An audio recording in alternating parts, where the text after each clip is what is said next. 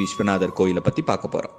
காசி விஸ்வநாதர் கோயில் தமிழ்நாட்டின் தென்காசி என்ற இடத்தில் அமைந்துள்ளது.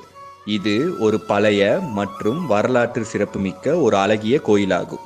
இது சிவனுக்காக கட்டப்பட்ட கோயிலாகும். மதுரையில் இருந்து விரட்டி அடிக்கப்பட்ட பாண்டியர்கள் 13ஆம் நூற்றாண்டில் தென்காசியில் இந்த கோயிலை கட்டினர்.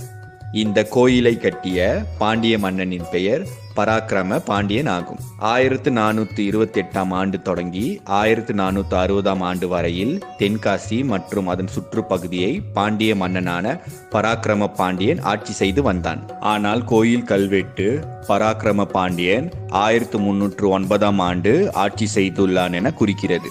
இந்த கோயிலில் 1384ஆம் ஆண்டு வீரபாண்டிய மன்னன் காலத்தை சேர்ந்த கல்வெட்டுகளில் கோயில் பூசாரிகள் காசி விஸ்வநாதருக்கு பூஜைகள் நடத்த அவர்களுக்கு வீடுகள் மற்றும் கிராமங்கள் பரிசாக அளிக்கப்பட்டதாக குறிப்பிட்ட